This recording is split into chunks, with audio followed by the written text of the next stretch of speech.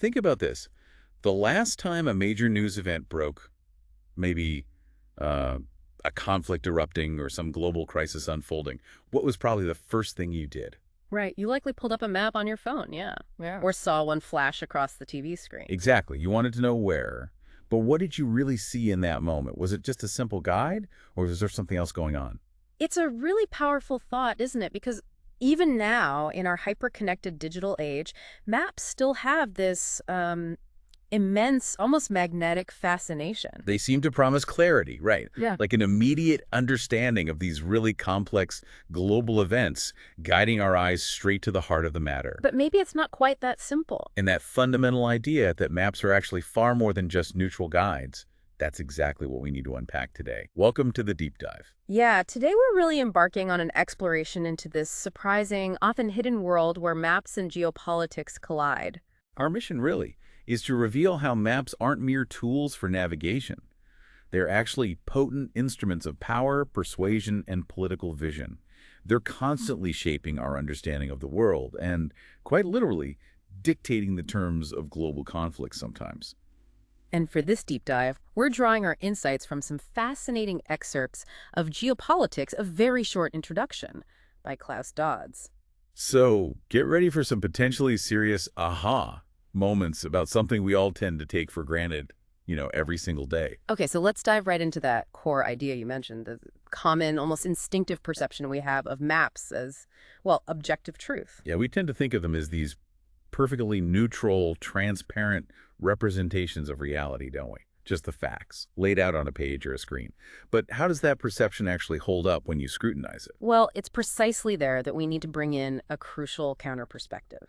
Maps are never neutral. They can't be. They are inherently subjective, created with a purpose, with a viewpoint. So who said that? There was a quote you mentioned. Right. The French political geographer Yves Lacoste. He put it quite starkly, saying, "The map has been fundamentally an instrument of power." An instrument of power. Yeah, he goes on. A map is an abstraction from concrete reality, which was designed and motivated by practical, political, and military concerns. It is a way of representing space, which facilitates its domination and control. Wow, okay. That quote completely flips our usual understanding of maps on its head. It really does. It suggests that even the seemingly simple act of drawing a line or choosing a color or defining a border, Yeah. it all has this powerful underlying motivation. A political or military agenda, maybe, far beyond just depicting what's physically there. Absolutely. So what does that mean for us? It means we have to fundamentally rethink maps, not just as pictures, but as active instruments with a job to do. Which means we need to approach them with a much more critical eye, I suppose. Exactly. There's this whole field, critical cartographic studies, writers like Brian Harley and Dennis Wood, they spent decades demonstrating how maps, despite often being quite beautiful or visually appealing, Yes, some maps are works of art. they are, but they're still profoundly reflections of knowledge and power. They embody the perspectives, the biases, and crucially, the goals of the people who made them or paid for them. They're not just showing you the world, they're showing you their version of the world. And that really hits home when you think about who often produces these maps, right? Yeah. Geographers and cartographers aren't just tucked away in universities. No, not at all. They're frequently employed by government agencies, very often including the military, specifically to produce maps for political leaders and strategists. Can you give some examples? Sure. Think about organizations like the Survey of India, which was crucial for mapping vast colonial territories for British control, or the Falklands Islands Dependencies Survey, literally defining contested spaces through mapping. Or even here in the U.S., the Army Corps of Engineers. Yeah, Their maps are vital for infrastructure, but also for military movements. right. And the Soviet Union had its military topographic service. This isn't just some academic footnote. It shows that the very first lines drawn on many maps were often put there not for pure scientific exploration, but with strategic intent. Every contour line, every boundary, it could be a political statement shaped by the state. Which means this inherent connection to state power often leads countries with disputed boundaries to maintain incredibly tight control over map production and circulation. Because if a map asserts a particular territorial claim, It becomes a powerful symbol, right? A tool in that nation's story about itself. exactly, a symbolic and even a legal tool. Yeah. You see this in really stark modern examples like Argentina. What's the story there? Well, our source highlights that it's actually a federal offense in Argentina to produce maps that do not refer to the Falkland Islands as the Islas Malvinas. Seriously, a federal offense. Yeah, it's an assertion of Argentine territory baked right into the law about maps. It's not just a preference, it's enforced by law. So the map itself becomes a legal document asserting sovereignty. That's a powerful illustration of how maps are used to enforce a national narrative. But to really grasp how deeply maps can embed political visions and maybe even pre-program a population for certain actions, let's look at a really fascinating and frankly quite disturbing case study.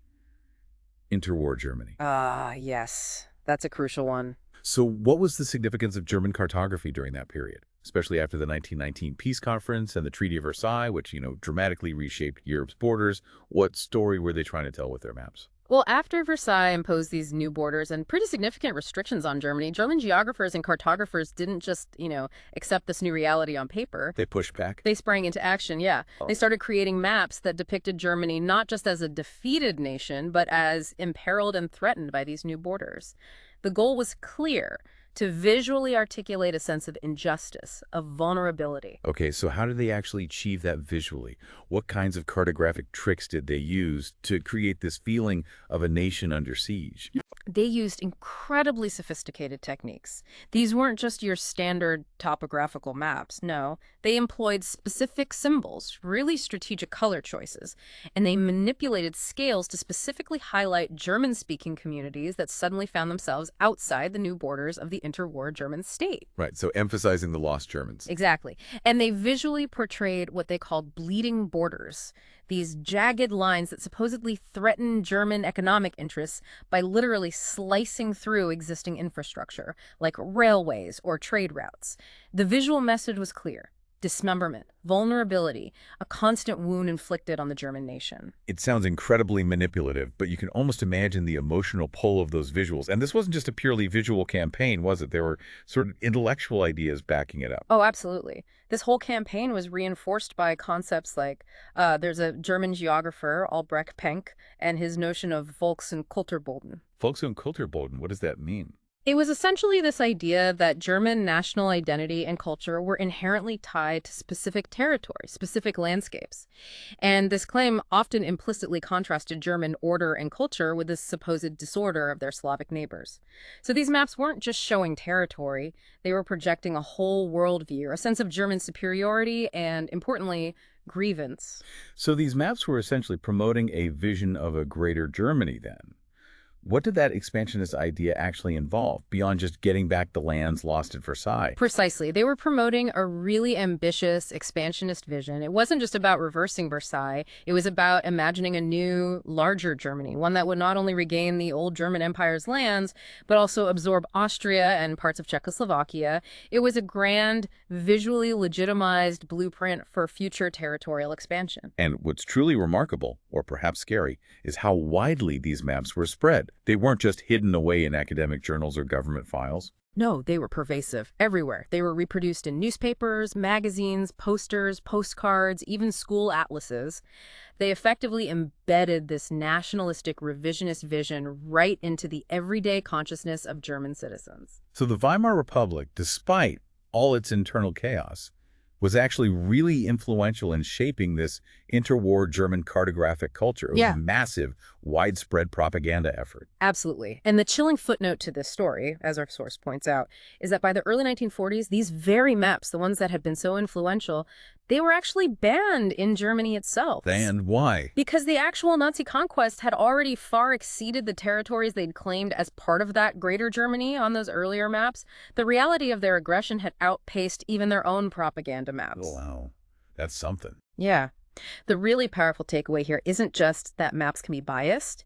It's that they can literally help pre-program a population, making aggressive expansion feel like justified patriotic reclamation. It's a chilling masterclass in how visual propaganda works, shaping public perception to line up with future geopolitical goals. That deeply disturbing case study really hammers home how maps function as instruments of nationalistic narratives, even outright propaganda. It's not just about showing what is, but what a nation wants to be or what it believes it should be.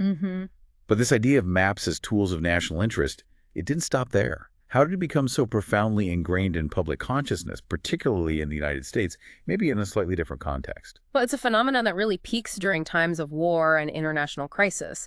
When national survival feels like it's on the line, governments lean heavily on maps. They use them to explain dangers, to justify their actions, and crucially, to rally public support. And this was never more apparent than during World War II in the United States. Exactly. So, after the attack on Pearl Harbor, President Franklin D. Roosevelt made this direct, almost unprecedented appeal for map literacy to the entire nation. What exactly did he ask the American public to do? It was quite extraordinary. On February 23, 1942, President Roosevelt gave a radio address, and he specifically asked all American citizens to go out and purchase maps and globes. He told them to buy maps. Yeah, imagine that the President of the United States telling everyone, go buy a map. He wanted a map in every home, not just as decoration, but as a vital tool for understanding the national security situation. And what was his reason? What was the call to action based on? His words were incredibly direct. He stated, "We must all understand and face the hard fact that our job now is to fight at distances which extend all the way around the globe."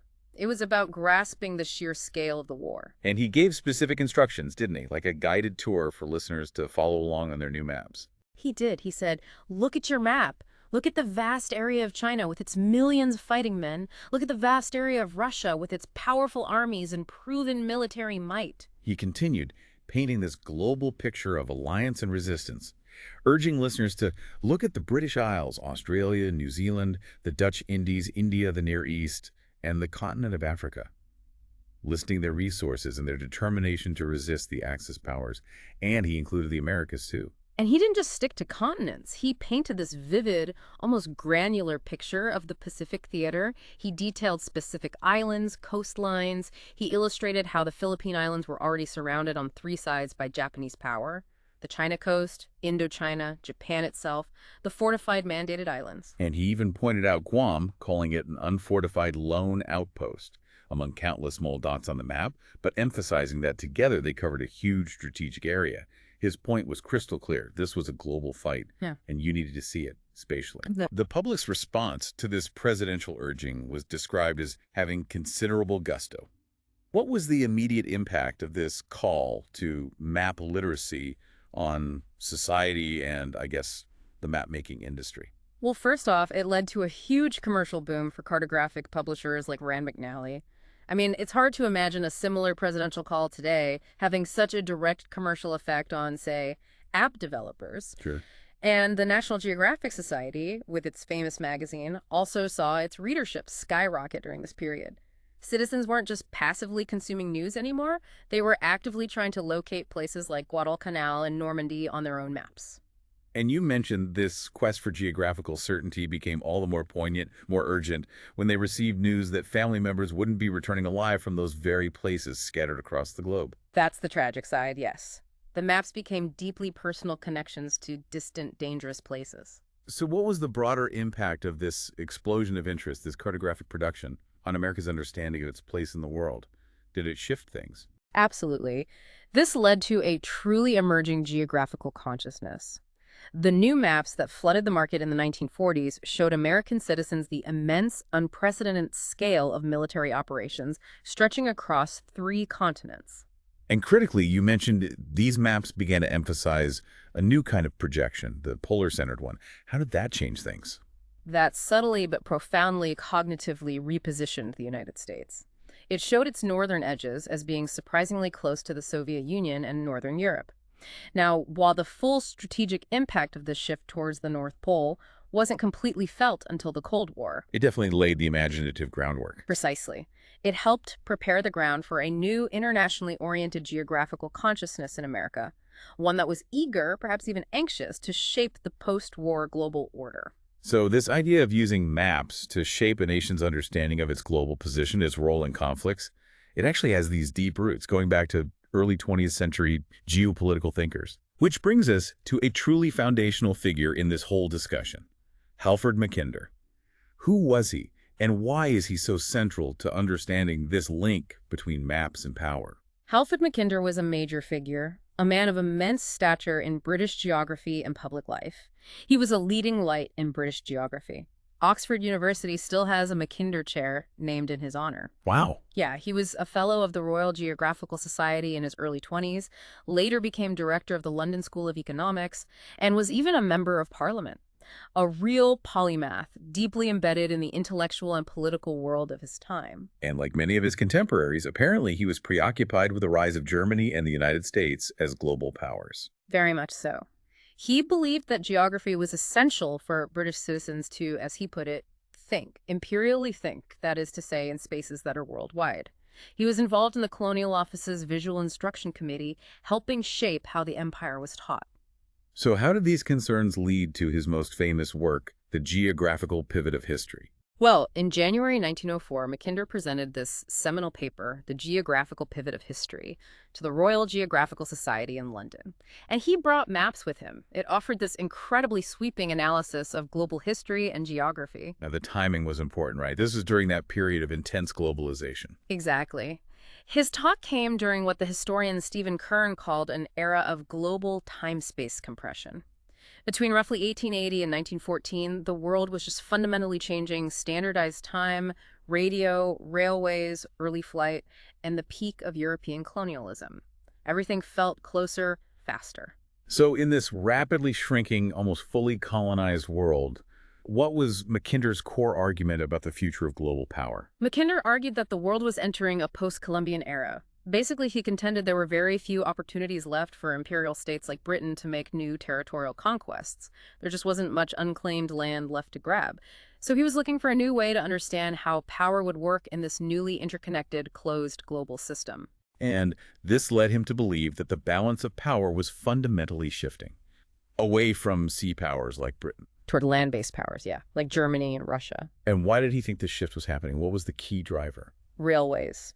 He argued that the invention of railways was the big catalyst. The ability to move goods, armies, resources across vast land masses efficiently was suddenly diminishing the traditional advantage held by naval powers who controlled the sea lanes. Which led him to his most famous concept, the heartland theory. Exactly.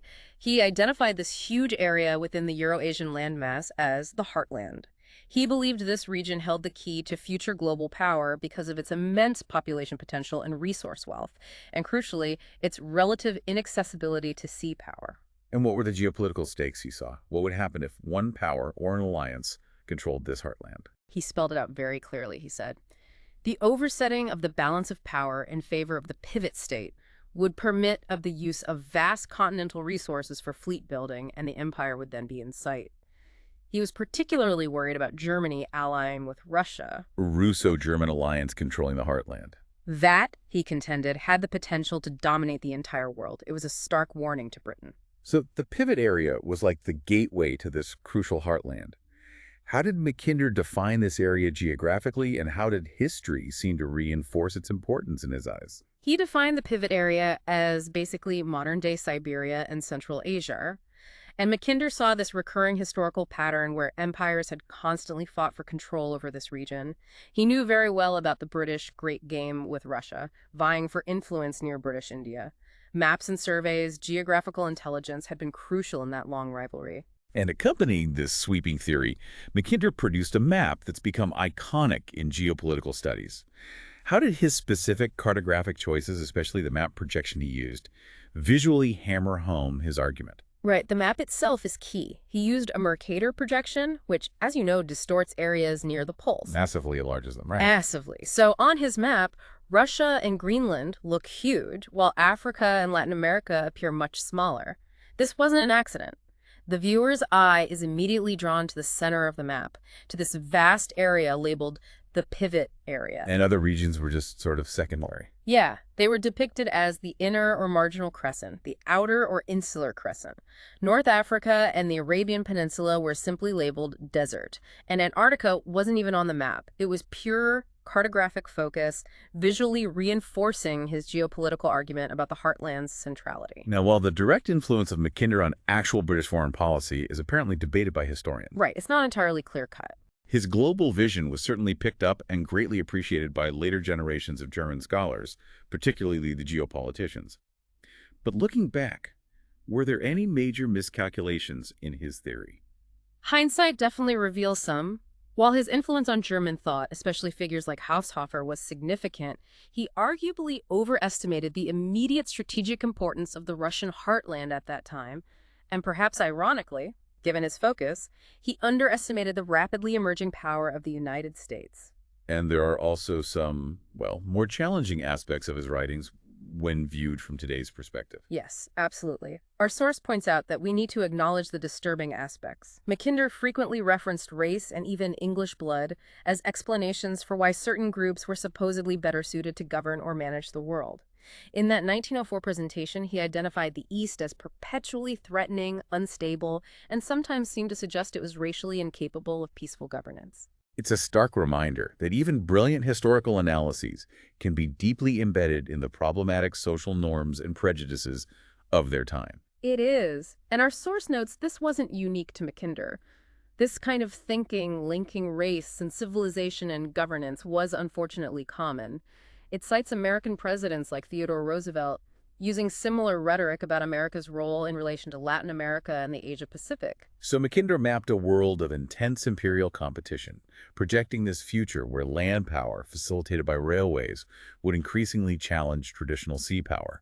But another geographer was about to get involved in literally redrawing the maps of Europe after World War I, shaping boundaries that still echo today. Right, moving from theory to very practical, consequential map-making. This brings us to Woodrow Wilson's geographer, Isaiah Bowman, and his really profound impact on the 1919 Paris Peace Conference. What was this inquiry committee that President Wilson set up, and what was its, well, unprecedented mission? Shortly after the U.S. entered World War I, President Wilson created the Inquiry Committee. And this was an absolutely astonishing undertaking. Colonel House led it, and its 150 members produced something like 2,000 reports and 1,200 maps. About 100 maps? 1,200 maps meticulously focusing on the ethnic, political, historical boundaries of Europe. It was an unprecedented effort to gather geographical intelligence specifically for diplomatic purposes, aiming to inform a new kind of scientific, rational peacemaking process. And Isaiah Bowman, who later became president of Johns Hopkins University, he was a central figure on this committee. How did his role and his leadership at the American Geographical Society shape America's whole approach to post-war European reconstruction? Bowman was key. He not only helped create many of those maps, but was also crucial in developing this new geopolitical approach. The idea was to inform the American public about WWI and its implications, but also to arm the U.S. delegation with facts. For 2 decades, he was director of the American Geographical Society, and he made sure it was at the forefront, advising administrations about post-WWI Europe. So as the chief territorial specialist on the inquiry, what was the specific objective in producing all these maps and charts for the American delegation heading to Paris? The objective was quite clear: to produce maps and charts that would help the American delegation persuade their European counterparts on specific territorial solutions. This was especially critical for Eastern and Central Europe after the collapse of the Austro-Hungarian and Ottoman empires. These maps were seen as essential tools for applying Wilson's principle of national self-determination, deciding who got what territory. Bowman really seemed to understand that geographical intelligence wasn't just data. It was a critical instrument of power in these negotiations. He apparently made a telling observation to a colleague about the U.S. advantage. He absolutely recognized its strategic value. He famously explained to a colleague back in England something like, where the experts of other nations came fully stocked with ideas, they did not have the massive information assembled in a flexible, workable form. Only the U.S. delegation has such a resource, and we anticipated that this would give us a negotiating advantage. So he saw it clearly. Better maps, better data equals a stronger negotiating position. Exactly. It illustrates a clear intent, using cartographic and geographical data as a strategic tool in high-stakes diplomacy. And the inquiry's work was instrumental. It played a big role in transferring territory, shifting national boundaries, ultimately identifying over 20 European peoples who, according to Wilsonian principles, had the right to nationhood. But when Bowman and the American delegation actually got to Paris, they quickly found that their vision of sort of liberal internationalism based on data clashed pretty hard with Europe's deeply ingrained focus on territory, borders, and historical claims.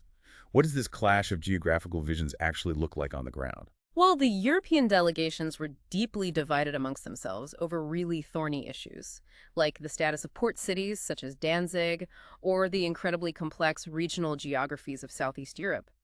The American negotiators were often disappointed, feeling their vision of a rational, data-driven, liberal international order was constantly bumping up against Europe's intense focus on specific territorial boundaries and who owned what piece of land. Our source points that this dynamic kind of echoes later disagreements, like maybe over the global war on terror. Yes, that comparison is made. However, Neil Smith, who wrote a biography of Bowman, adds some nuance to this clash of visions. Smith argues that maybe the American negotiators weren't purely driven by idealism. He suggests they primarily wanted European political boundaries settled quickly so they could then push for open trading markets. Economic interests. Right, while simultaneously making sure America's own unchallenged territorial empire in Latin America and the Pacific remained firmly intact. So perhaps not entirely altruistic. Interesting nuance. Bowman's influence, though, was definitely lasting. What was his legacy after the conference, particularly in shaping America's role on the global stage going forward? His influence was profound and long-lasting. He published a really influential textbook, The New World, in 1921. He was also instrumental in creating the Council on Foreign Relations and its journal, Foreign Affairs, which became, and still are, major platforms for foreign policy discussion in the U.S. And he had a specific vision for America's global role. Yes, unlike the isolationists of his time, Bowman strongly believed America should play a central role in the world economy. His vision, which his maps implicitly supported, was for the U.S. to become a global power, exercising influence often at the expense of the old European colonial powers, primarily through promoting free trade and international institutions. This approach, he hoped, would help the U.S. avoid direct charges of American imperialism, even while expanding its influence. And incredibly, he was instrumental in advising the Franklin D. Roosevelt administration in the early 1940s, which led directly to the establishment of the United Nations. That's right.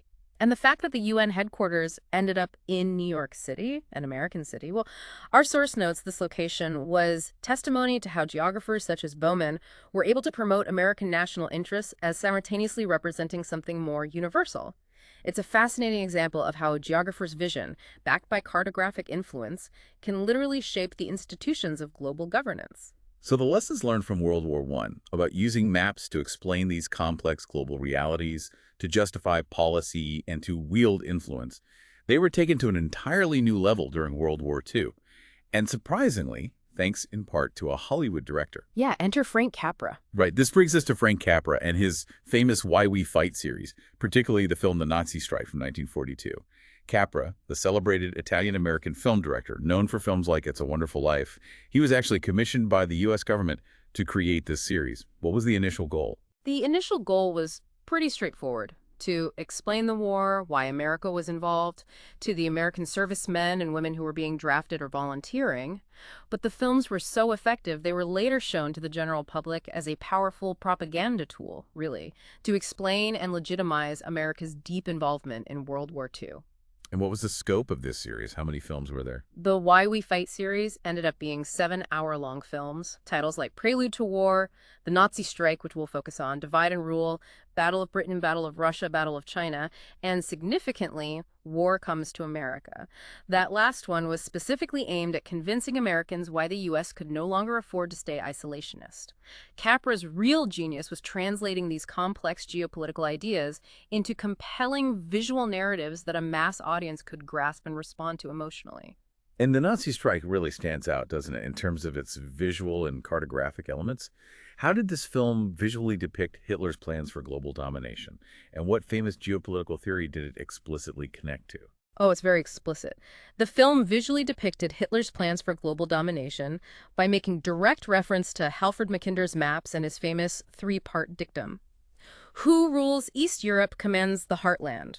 Who rules the heartland commands the world island. Who rules the world island commands the world. So they literally quoted Mackinder. Literally quoted him on screen.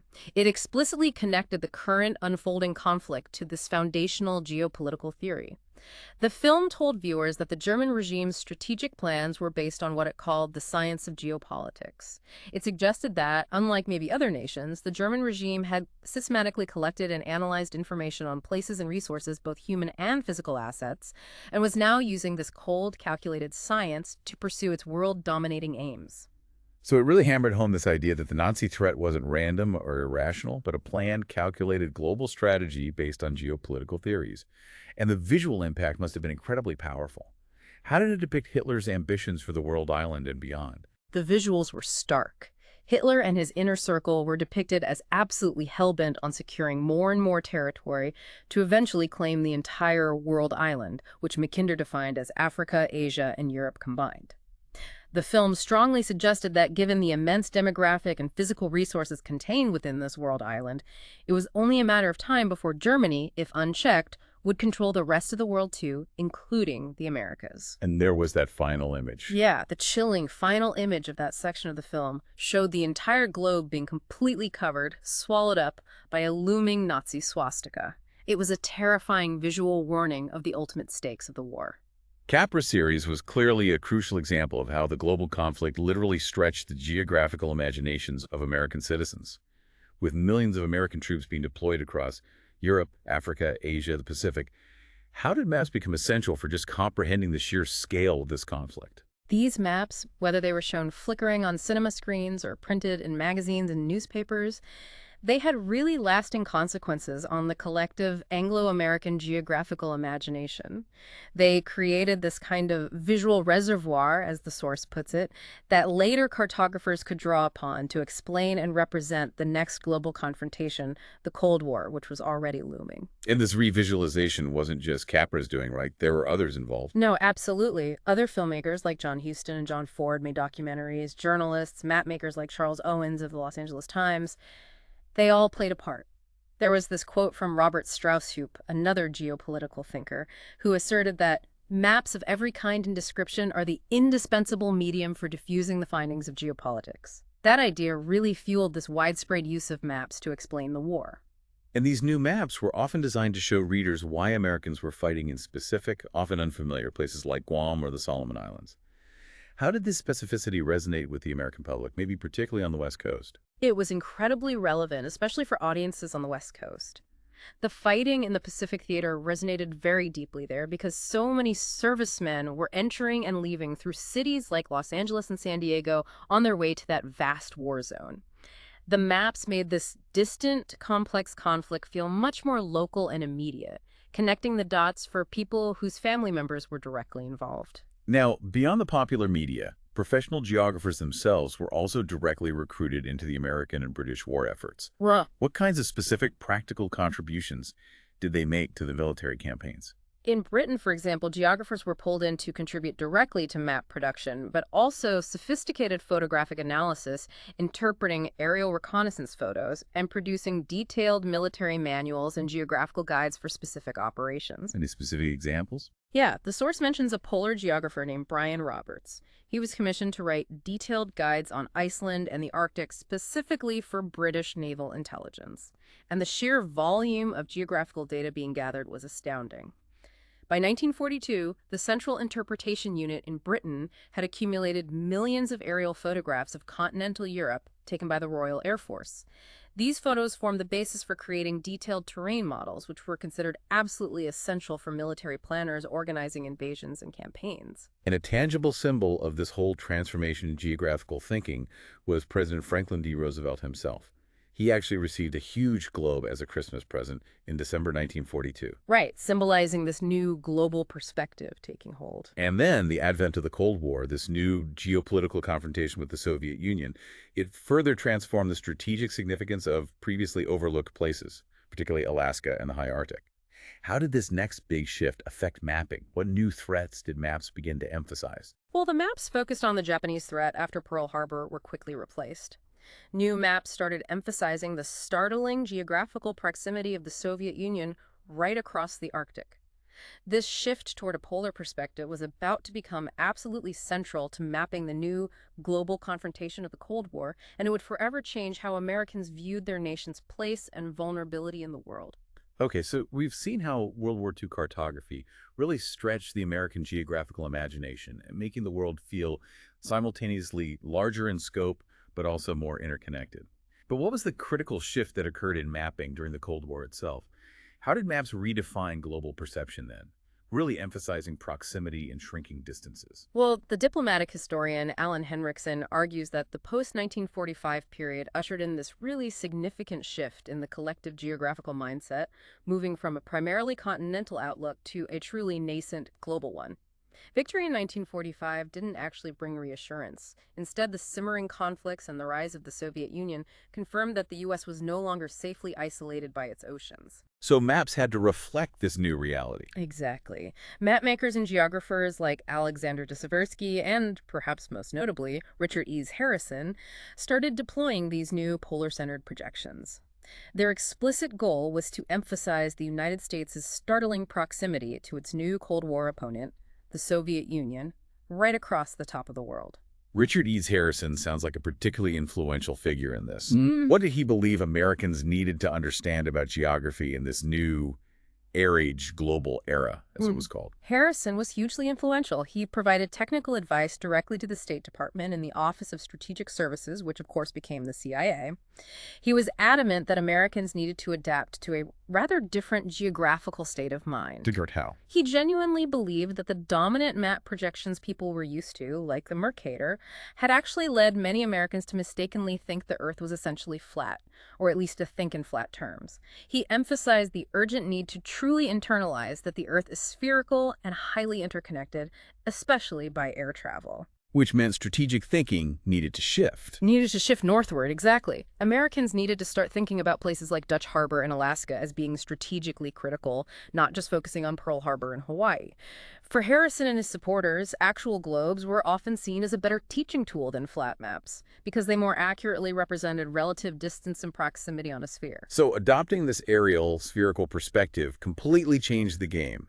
How did this more holistic view emphasize what's called time-space compression and really come to define the Cold War era visually? It really emphasized the Earth's holistic qualities. It encouraged people, especially military planners, to think about distance not just in miles, but in flying hours. How long would it take a bomber to get from point A to point B?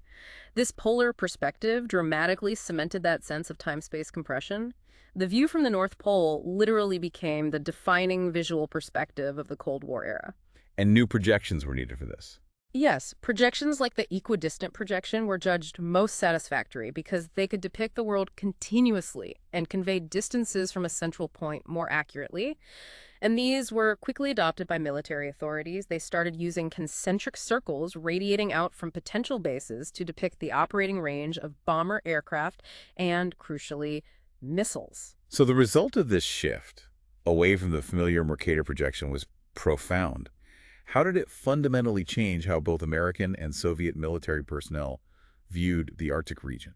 It persuaded military planners on both sides to view the Arctic not as some desolate, empty wasteland, but as the primary geopolitical barrier or maybe bridge between the Americas and the Euro-Asian landmass. It was the new front line. And this perspective had very real-world, tangible implications. Nowhere more obvious than with the development of the distance early warning, the D-to-W line. The DUW line. Yes. What exactly was the D-to-W line, and how did it physically manifest this new polar strategic perspective? Well, General Hap Arnold, the head of the U.S. Army's Air Forces, famously warned in National Geographic magazine back in 1946. He said something like, "A surprise attack could readily come from across the roof of the world unless we were in possession of adequate air bases outflanking such a route of approach." A direct warning. A very direct warning. The D-to-W line was the direct, tangible response to that fear. It was this massive chain of radar stations stretching all the way from northwest Alaska across Canada to Greenland and even Iceland. And its purpose. From the mid-1950s onwards, this radar line, along with other lines further south, like the Mid-Canada and Pine Tree lines, formed the absolute cornerstone of the North American Air Defense Command, NORAD. Its job was simple: detect incoming Soviet bombers and missiles coming over the North Pole, giving precious minutes of warning time.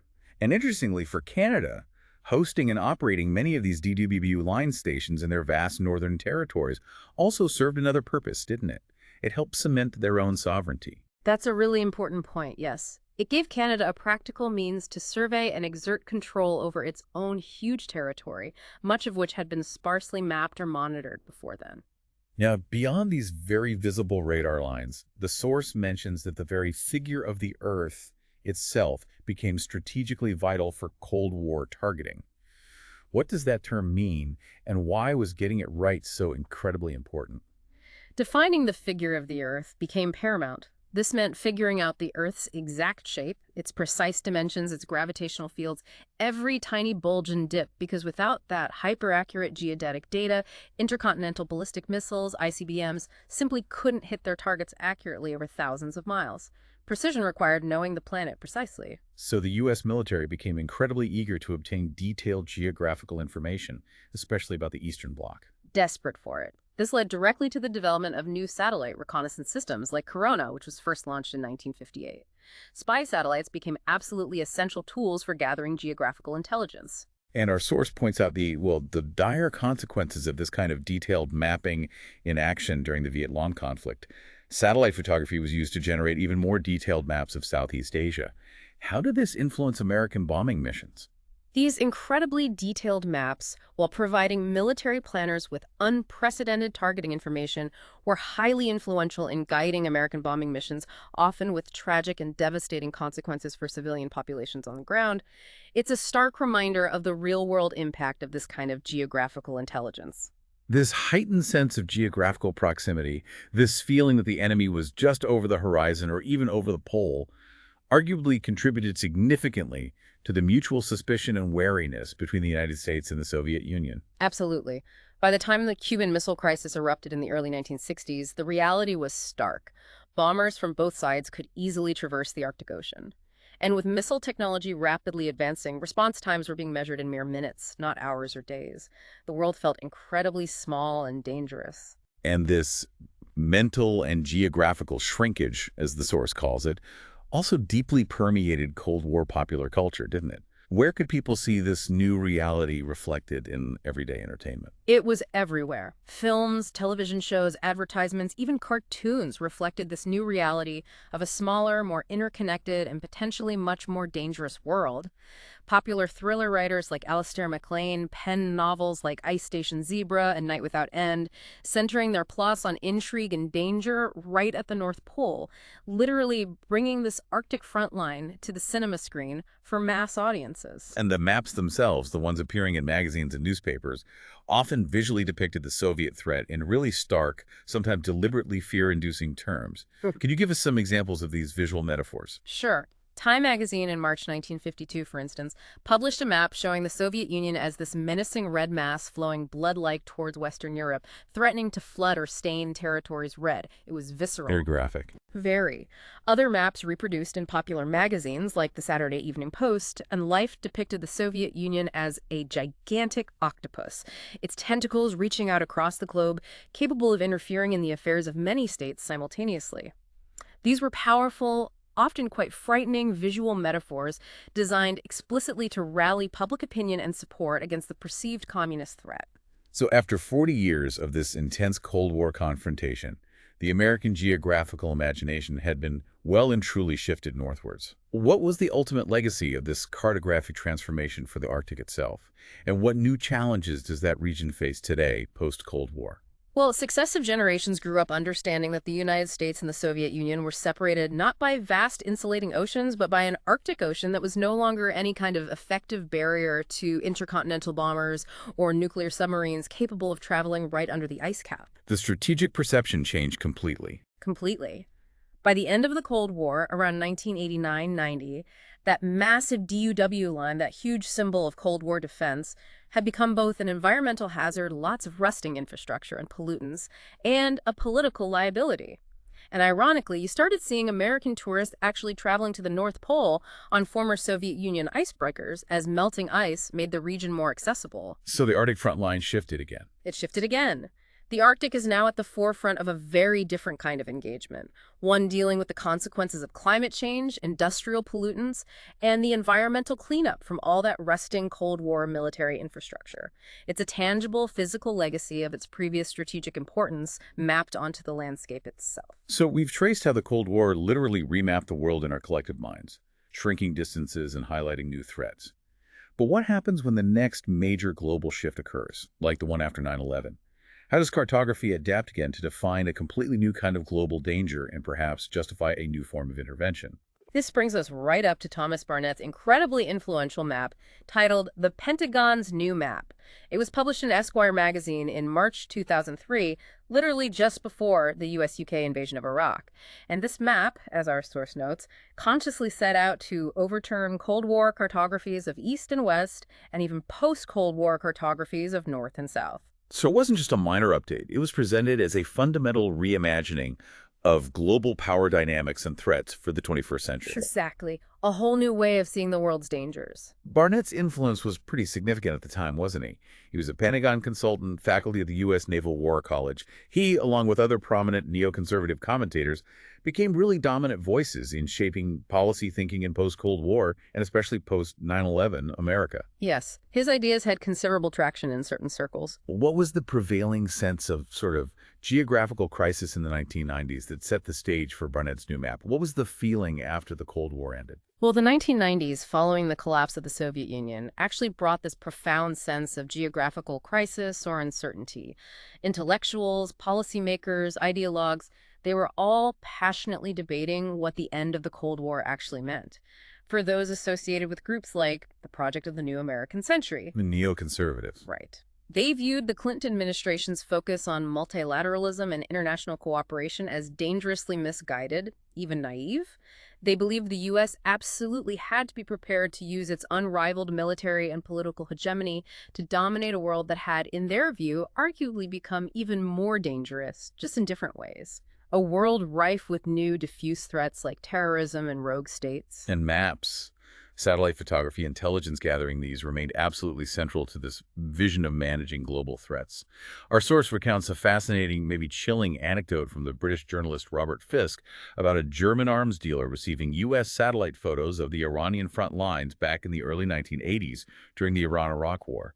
What did that story reveal about the enduring power of geographical intelligence? It's a stark story. Fisk recalled this German arms dealer telling him how he was handed the very latest U.S. satellite photographs of the Iranian front lines directly from someone in the Pentagon in the early 1980s. And the detail was incredible. Apparently, yes. The photo showed everything. Iranian gun emplacements, lines of trenches, tank revetments, thousands of them, all the way up the Iranian side of the border towards Kurdistan. No army could want more than this. And the dealer then delivered these incredibly detailed intelligence photos directly to Saddam Hussein's regime in Baghdad. Wow. That anecdote just underscores the immense practical intelligence-gathering role of maps and satellite imagery in active conflict, and also how this incredibly powerful information could be strategically leveraged, even shared with third parties, by those who possessed it.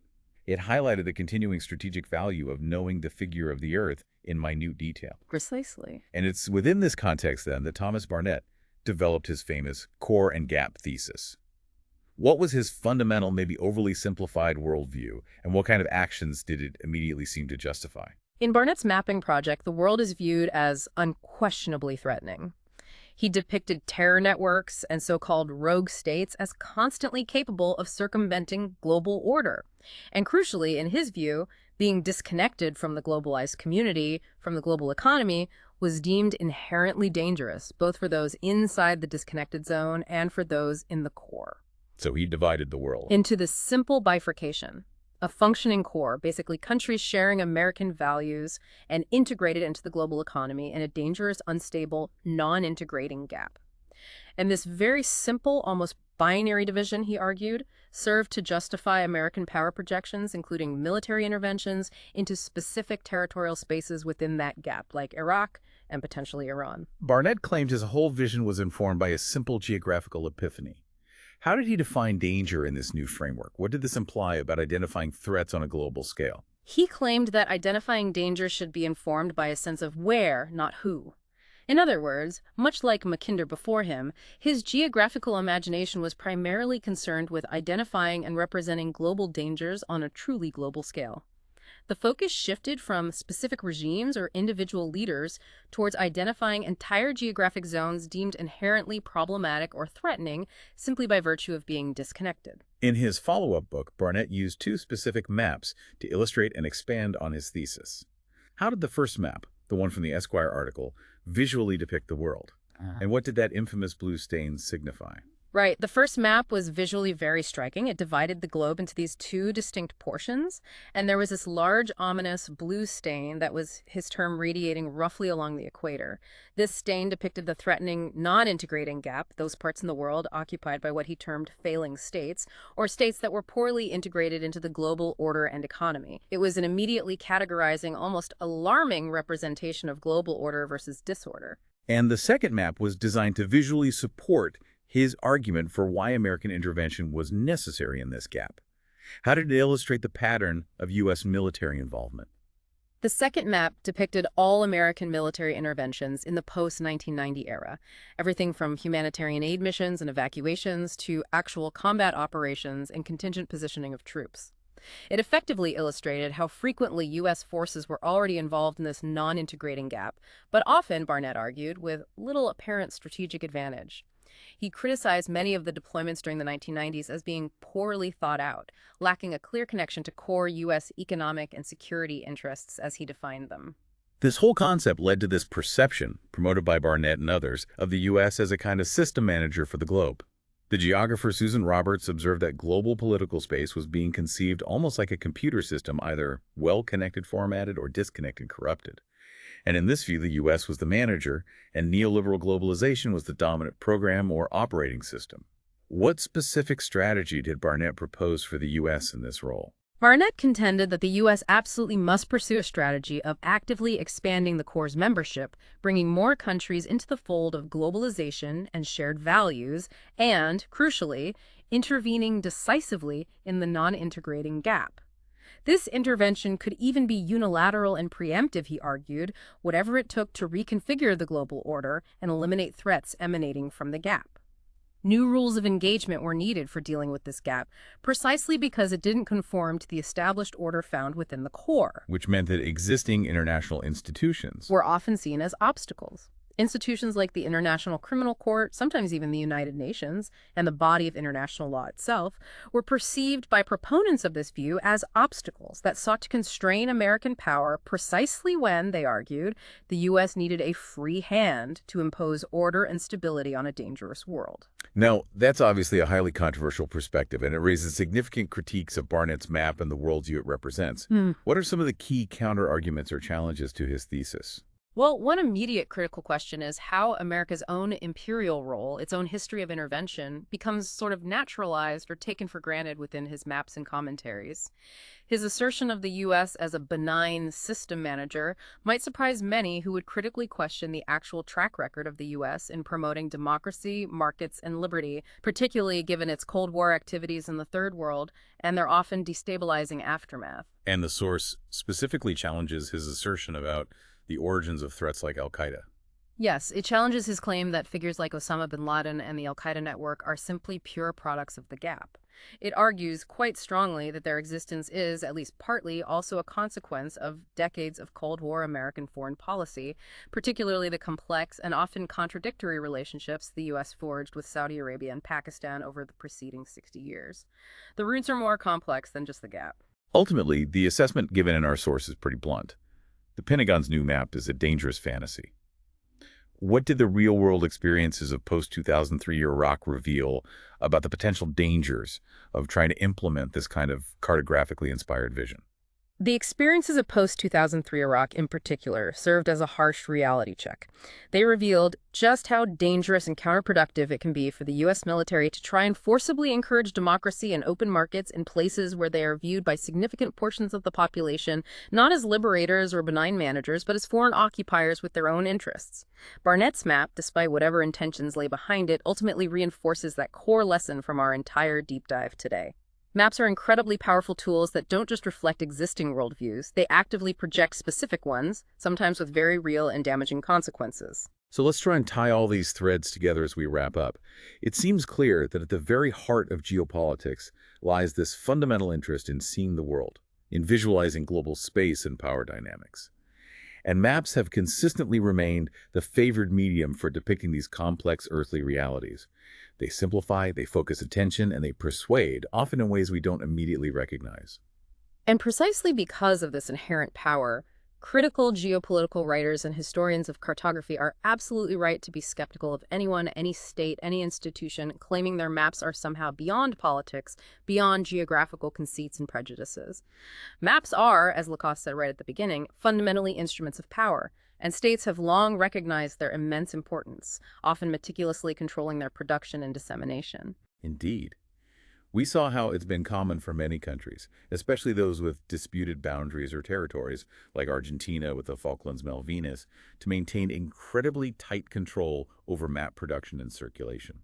Or how mapping is often carried out directly by military bodies, like the Survey of India historically, or the U.S. Army Corps of Engineers. And while our deep dive today has, by necessity, concentrated primarily on a few key Anglo-American examples of changing mapping projections and geopolitical visions over the last century or so, it's really vital to remember that this isn't just a Western phenomenon. There's a much longer, richer, and incredibly diverse cartographic tradition spanning Western, Islamic, and Confucian worlds, among others. The power of maps to shape perception and project power is a truly universal phenomenon, manifesting across cultures and across centuries. Can you give a quick modern example outside the Anglo-American sphere? Sure. Our source highlights, for instance, new efforts underway in China right now to raise public awareness of Africa. This is largely driven by the massive increase in trade and economic investment between China and many African nations. So maps are being actively used there to educate the public, build new connections, and essentially expand the nation's collective mental map of its key global partners and interests. But at the same time, within China, there's also continued emphasis in things like school education and national media on reinforcing key moments and interpretations of its own historical geography. Exactly. Things like the lasting impact of the Japanese occupation of Manchuria in the 1920s and 30s, the absolute insistence on the indivisibility of China and Taiwan, and the perceived need to counter American hegemony in the Asia-Pacific region and potentially beyond. These are powerful historical and political narratives that are actively reinforced through state-sanctioned cartography. So in final synthesis, these state-sanctioned maps, the ones we see in textbooks and news reports and government publications, they provide really vital clues to understanding a country's changing geopolitical imagination. They are dynamic, highly politically charged tools that both reflect and actively shape global perception, projecting power and ambition, telling us not just what a country is, but perhaps more importantly, what it aspires to be or what it fears. So now that we've spent this time seeing how maps have historically been used and are still being used to influence, persuade, and even dictate geopolitical realities, maybe we can leave our listeners with a final thought to consider. Okay, what's that? What new kinds of maps might be influencing us today, perhaps in ways that are much less overt than those historical propaganda maps or military charts? That's interesting. You mean like the maps embedded in our news apps, maybe? Or those digital overlays on our phones showing weather patterns, air quality, traffic flows, or even the mental maps we consciously form based on global supply chains when we buy products, or based on climate change models showing future sea levels. Exactly. Think about how these constant, often fleeting visualizations might be subtly shaping our understanding of where resources come from, who is affected by global events, or how things like climate change might impact different parts of the world. How might these maps, too, be subtly shaping our understanding of emerging global challenges or opportunities? And how might they be preparing the imaginative terrain, so to speak, for future global interactions or even conflicts, without us even realizing the underlying geopolitical narrative potentially embedded within them? Something to think about. Definitely. So we really encourage you, our listeners, to look at every map you encounter from now on with a fresh, critical eye. Question the lines drawn, the colors used, the projection chosen. Ask yourself, whose perspective might this represent? Whose interests might be embedded, perhaps hidden within this particular view of the world? What stands out to you now that we've unpacked just some of the ways maps have shaped our world and how they continue to do so every single day? Food for thought.